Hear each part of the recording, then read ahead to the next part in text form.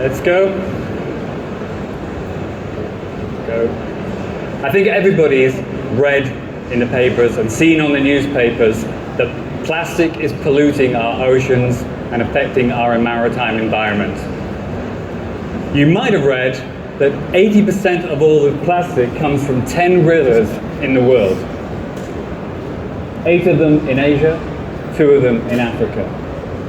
But there's plastic in the Arctic Ocean. That can only come from Europe and the US. So there isn't a full picture here. The other fact is, most of this plastic congregates in large islands in the large oceans, the largest being in the Pacific Ocean. This year, they measured it to be 6 times as large as they thought it was. It's now the size of France. It took them 3 years to measure that, so that data is already obsolete. My company, we're going to launch a satellite that can detect the fingerprint of plastic in the ocean, and so that we can measure it, where it is, where it's coming from, and where it's going to. We have a strong management team. I've worked in this region for 5 years, and with my colleague Irfan, we started a number of companies. Some of them were sold for over $1 billion. And the guy who interprets all the information and turns it into facts is in London, and he's our CTO, and he's half my age and twice my beauty.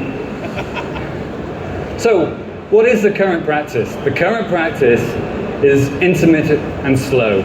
It means they have ships going out with nets to measure the plastic and to try and determine where it's coming from. You could use aeroplanes, but they're really, really expensive. The current satellites, which are our competition, they only have a resolution of 60 or 75 meters. That's the smallest thing they can see, and that's not suitable for this task. And this is a picture of our competition. Is that yellow stuff plastic, or is it something else? So our innovation is to be more precise, faster, and cost-effective. We're going to launch a high-resolution infrared satellite that's going to work night and day. It not just spots plastic, it can spot other types of pollution and pirates as well. Wow.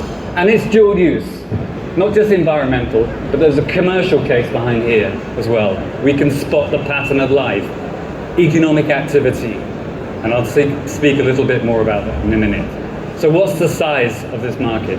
There's 1 more billion people coming to join the planet by 2030, which are dependent on the maritime environment. The maritime environment is long coastlines and lots of people living there. Shipping alone is a multi-trillion-dollar industry, and The Economist said that plastic pollution is a $139 billion issue because it's polluting our seas, we've got to clear it up, and it's ruining our tourist resorts. Tourist destinations are closing because of plastic. There's overfishing and piracy. They all have a common theme, is that they need more evidence, more data. So what are the other commercial environmental uses? One of them is night and day vision. The current satellites only go over in the morning. We'll be doing this 24 hours a day. Environmental monitoring. We can measure the carbon footprint, not just of local cities, but every city in the world. Thermal pollution. Rivers push out, which are polluted, have a signature and pollute the sea. And we can also spot pollution on the air as well. The business model is a subscription, but also if you have an idea for using this data set, we're happy to do a revenue share with you. What do we need? The first satellite is going to cost $13 million. To get the hourly revisit, we need $100 million. We're already thinking about our next generation sensor, and there's some great exit strategy from a very successful business case. So, this is a global problem. You need a global solution. we can all do our part, and this problem can be fixed. It's one that mankind can fix. And I hope that you can support us in trying to solve this.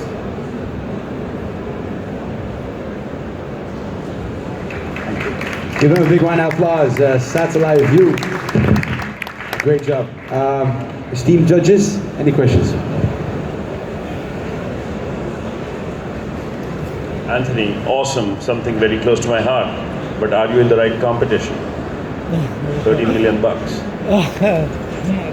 To start. You think there's competition? Is that the question? I said, are you in the right competition? Right startup competition, I'm saying.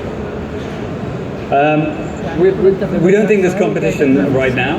There may be competition that people might replicate our technology, but we either have to stay ahead on the imager, or like your phone, we have to stay ahead on the application. And I think that's the key. We want to make other people's data more relevant, whether it's from drone or aircraft or sensors. Having that thermal layer is going to be a unique proposition. We're going to be first to market, and we're going to charge a premium price for that. Don't you think a lot of other agencies are doing things like this? Other regions? Agencies are doing things like this? No. Higher resolution? No.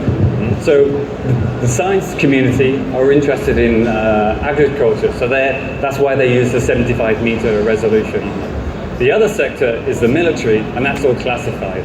So we're above the military, so that we can actually sell the technology and the data. So right now, we're unique. Let's talk numbers. When you say you need $30 million, that's what you need?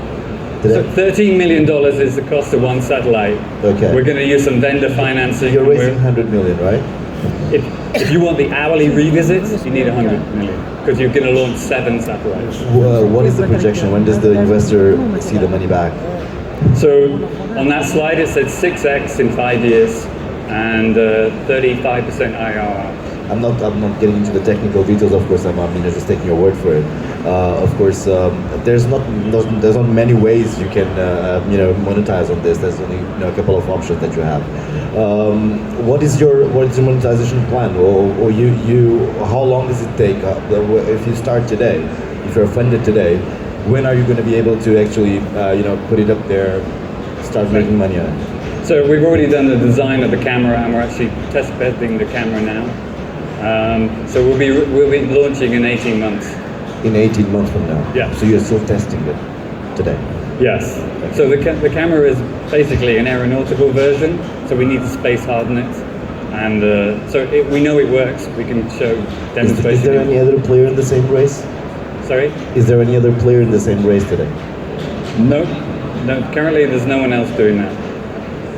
All right, Mr. So I'm Anil. just trying to understand, what are you building? The camera or the satellite? So we will launch a camera on a satellite into space. Why don't you just use other satellites that other companies are building? Because the camera technology is your expertise. Why go into the satellite business? You buy it as a box. It's pretty simple. It's a 1 meter cube box. It's pretty standard. We're making our camera fit in the box. It's built to print. Right, but why not fit that camera in other satellites that are going up already with other agencies, other businesses that are launching? So Earth observation satellites don't share very well with communication satellites. We want to point, it's a telescope. We want to point here one day, here another day, or each pass. We don't want to interrupt other people's communication. Nice. Okay. Let's give it up for Satellite View. Thank you so much.